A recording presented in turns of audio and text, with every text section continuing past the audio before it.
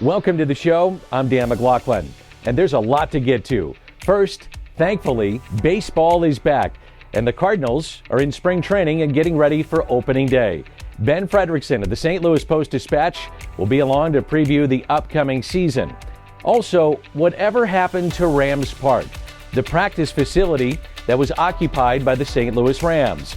Well, a St. Louis institution has once again stepped up to help the community. Lou Fusz Athletic has utilized the space and made it even better for not only kids throughout the Midwest, but also the new MLS team to train here in town. We'll take a look at the impact that they're making. Finally, Jim Powers, who covers high school sports throughout St. Louis, will be along to take a look back at the winter sports that just wrapped up, from basketball to wrestling to swimming. Jim will recap what was a busy winter for high school athletes.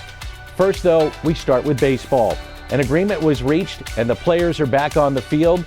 Let's bring in Ben Frederickson from the St. Louis Post-Dispatch.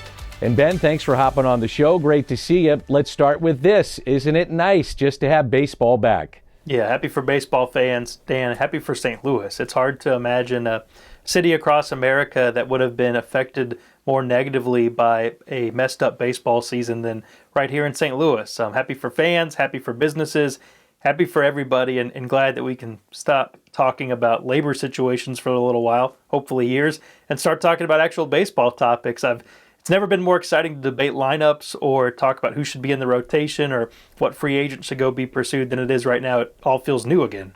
What do you think opening day is going to look like? I think it'll be pretty packed, and I think that St. Louis fans will be there. Now, we'll see, but I know there are some people who are understandably disappointed with the fact that, this labor situation messed up the off season, cut into free agency, took away events like winter warm-up here in St. Louis, which is a big deal for a lot of folks. So I know there are some people who are upset, but the fact that they can have a full capacity opening day, the Cardinals are going to be at home, they're going to play 162. I think most people will say, hey, let's go to the ballpark. Expectations for the Cardinals in 2022? It should be good. I think that they will be contenders in the division. We're seeing an NL Central that is not probably going to be as competitive as it has been in the past. We'll see what some of these teams do. The Cardinals are, they should be the best defense in baseball, and that's got to be their backbone. They've got to pitch to that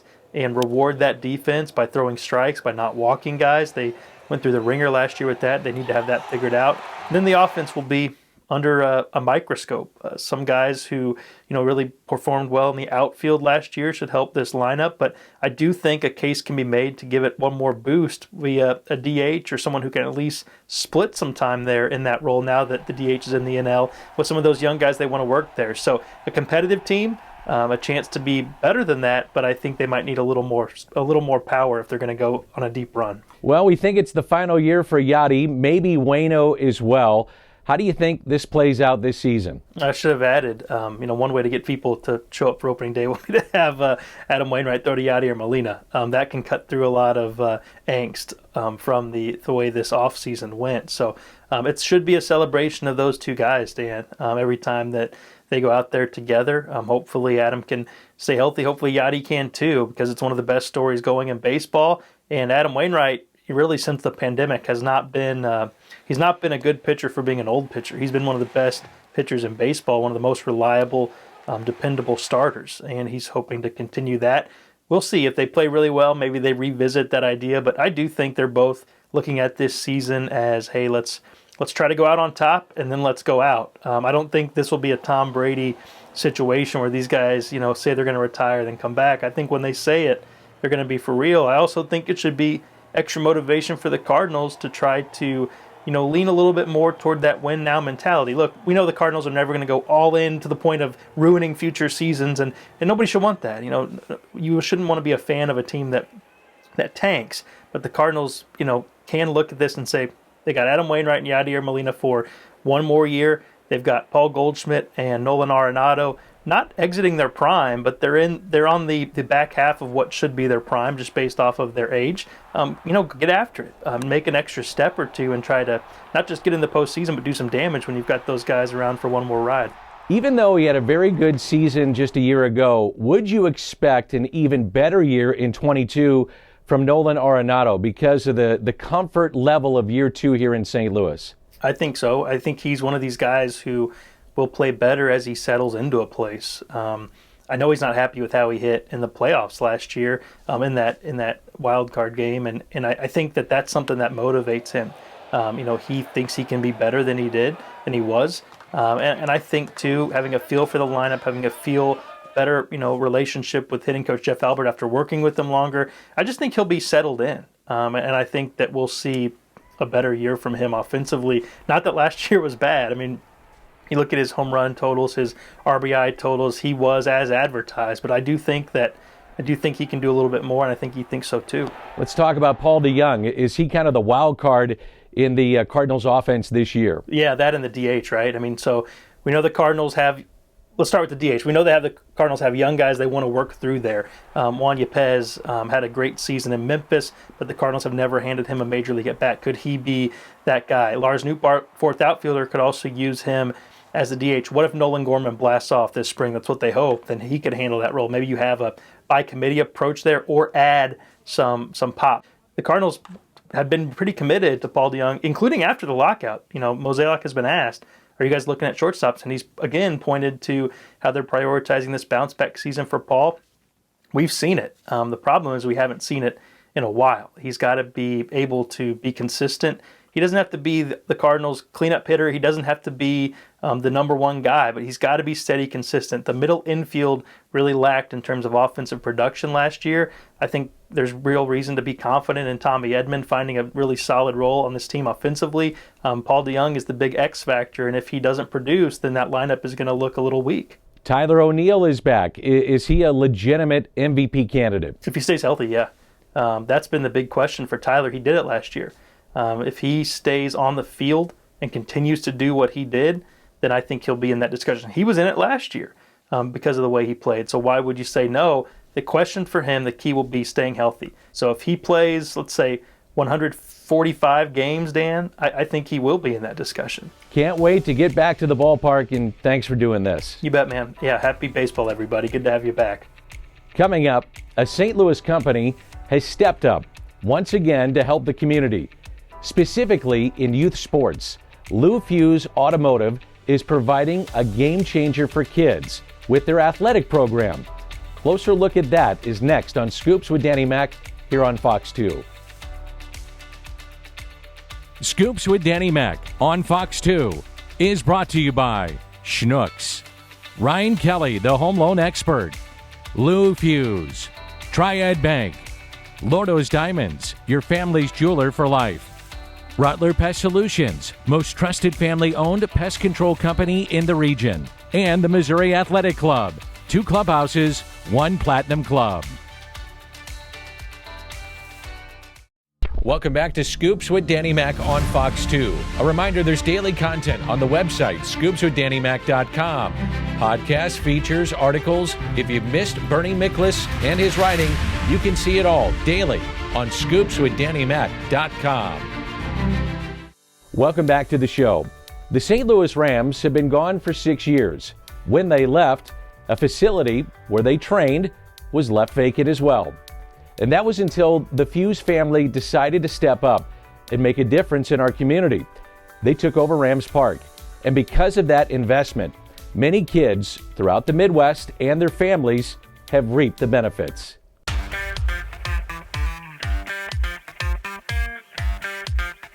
It was a vision by the Fusz family, a not-for-profit facility and program that was designed around athletics. A facility and vision to help kids in the community and their families to have the opportunity to train, compete, and excel in various sports. A vision that had the community come first, turning Rams Park into a positive for St. Louis. Saw a vision of what it could be, and so I brought my brothers out and my dad out and kind of walked the building, and I don't know that they quite saw the vision right away, but eventually we saw it and decided to make a play. I thought maybe a couple times a week it would be busy, but from the beginning it was busy night one, and it's been busy every night since. Pete came to us with this idea, and really it was just athletic, right? We have an opportunity for an indoor space, and I came out here and I remember standing kind of right over there and looking at him, and I'm like, this is crazy, right? There's no way we can, afford or occupy this thing. But, when he started to unravel what he'd been working on in his vision, I was just like, yeah, this makes sense. And it has made sense, and it's awesome. It's amazing. People ask me all the time, what's the best part about your job? And for me, it's actually coming to work every single day and going into the office that I stare out the back window and I get to see all these kids come in with a smile on their face, and they enjoy it, they love it, they're running around, and it's just a blast. Our goal in 2020 was to be able to positively influence every athlete in the St. Louis area, and I think that we've done a lot of things to kind of get to that point in some fashion, but we certainly are here to continue to grow.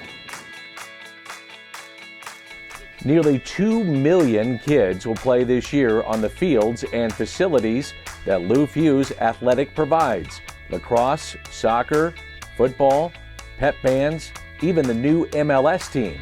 You name it, and Lou Fusz has stepped up to help our community, which includes world-class facilities and, for some, an opportunity at a college scholarship. When you see the events that happen on the weekends, you see the Slice of games, the Slyla games, you see the tournaments that we pull off on what feels like a weekly basis sometimes. But those kids and those teams that come in, they deserve it. They deserve a high-level experience, and that's the idea of Fusz, is bringing professionalism into the day-to-day and into the day-to-day of our community, but also our youth sports.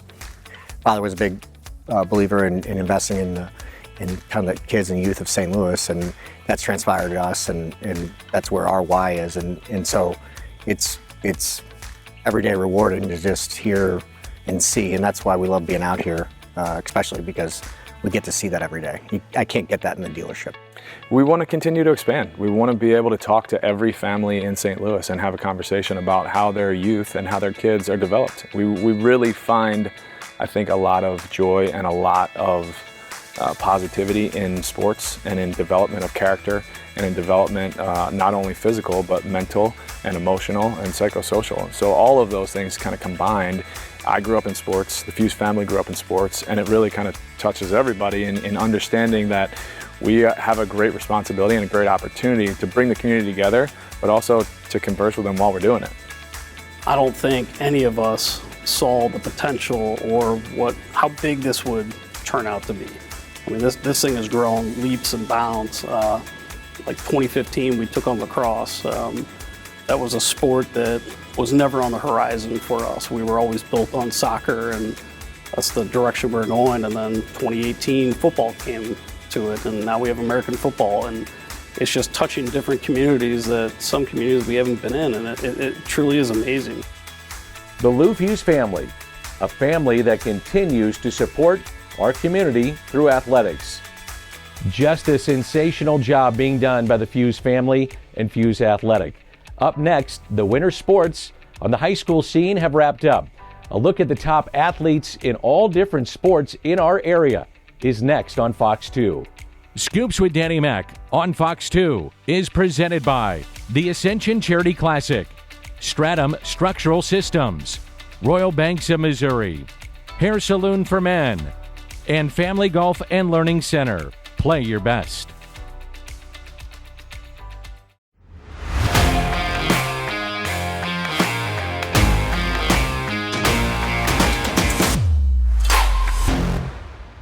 Welcome back to the show. Now, Monday through Friday on scoopswithdannymac.com, you can see the work of Jim Powers. He's covering high schools and their athletes throughout the area. We have Athletes of the Week, top 10 polls, player profiles. They're seen every week on the website. So we thought no better time to bring in Jim Powers to talk winter sports as they wrapped up this weekend. Then we can look ahead to what's happening for spring sports on the high school level. Hey, Jim, awesome job this winter. What's your takeaway from this past season in all the different sports? A lot of fun. I mean, and getting everybody back to a sense of normalcy, so to say, seeing big crowds. I mean, just unbelievable crowds this year. for a lot of the sports. And it's just been great to see the kids being able to do that in front of all their friends and their families. And once again, just getting back to that sense of normalcy that they haven't had in 2 years. And that's been the really cool thing. And I'm telling you, you're seeing that energy that they're getting off the crowds. You're seeing it on the floor, on the mat, in the pool. And it's just been so much fun to see that this year. Okay, let's highlight some of these athletes that you've taken a look at, and we start in the pool and the girls of Parkway South. Yeah, what a terrific year for them, and actually, winning their first state championship in school history. But, Kylie Sullivan, she was our first student athlete of the week when we started this back in late January, early February, and she just did a terrific job, broke two state records, won 4 medals, and just an unbelievable performance by her, but also by the Patriots, because to win the state, swim meet, it's a team effort, and they really did a terrific job. Let's go to the wrestling mat. Lafayette girls wrestling, and you looked at Faith Cole. Yeah, Faith Cole, another one of our terrific student athletes of the week. And just what an accomplishment. I mean, this was the 4th year for girls wrestling in the state of Missouri as a sanctioned sport. Undefeated in her 4 years, 4-time state champion. She's the first girl to ever do that, and she's only the 4th wrestler joining 3 other boys that have accomplished that, because she wants to be a trailblazer. She wants to be a leader when it comes to promoting girls wrestling, and I think she's going to be a terrific spokesperson for that, and what a great accomplishment for her. Yeah, I love what you're saying there. How about girls basketball in John Burroughs? Yeah, Jacob York, first year at the helm of the Bombers, and they get all the way through. Played in the state Final Four this past weekend. First time since 2003. Allie Turner, another girl that we featured, has just been absolutely phenomenal. You got to remember, she's only a sophomore, and her ceiling is so high. We are going to talk about this young lady big time for the next couple years, as she's going to be one of those kids that's going to be very special. As you well know, it's been a big year for both the boys and girls at Webster Groves. Yeah, you don't see it very often, especially here in the metro area, where both your boys and girls make it to the state Final Four. Webster able to do it this year. Josh Spool has just done an unbelievable job with the girls program, and they've got things to do, and they played Whitfield, over the weekend, and it's going to be a lot of fun to see how they can go. And then you look at the boys team, and Matt Enright has just been unbelievable for the Statesmen. Justin Mathis, took over for Jay Blossom a few years ago. Big shoes to fill. Well, guess what? He got them playing at a very high level, taking care of their business, doing what they need to do, and they played in the state semifinals this past weekend. So, great stuff over at Webster Groves on the court this winter. CBC, the cadets had a big year. Yeah, absolutely. And you look at the year they've had, tough schedule. I mean, they barnstormed. They played all over the Midwest and had terrific results. And you look at what they've got core-wise, and Robert Martin has just been unbelievable. Last weekend in the quarter, scored 29 points. And just a terrific young man. He's our student athlete of the week this week. A lot of people got a chance to read the story I did on him this past Wednesday. Jim, as you know, we had an entire show earlier this year on Incarnate Word and their head coach, Dan Rolfus. We went behind the scenes, got the opportunity to see how he runs his program, and it's one of the best stories that we probably shouldn't overlook. We should not overlook them. I don't think you can. I mean, people know Incarnate Word and how they are, just not here in the Midwest and the metro area, but around the country. But I tell you, it's every year, and the kids play for him, and they play hard. And it's the culture that they've built there. And that's what you want to do. And that's why they've been so successful, is the culture that they've built. When you leave Incarnate Word, you're ready to play at the next level.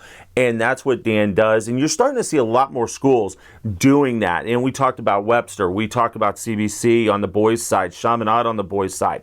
And it's developing that culture. And Dan just has done an unbelievable job in building that culture and doing things the right way and getting his kids ready to go to the next step, whether it's playing on the court on the college level or just in their careers and getting ready to go to college. Finally, Jim, we say goodbye to winter and hello to spring sports. what are some of the big storylines on scoopswithdannymac.com that you're going to be writing about? Yeah, I tell you what, once again, it's just getting everybody going. Spring sports are going to be fantastic. You got baseball, you've got girls soccer, you've got golf. You've got, track and field, which I'm excited about.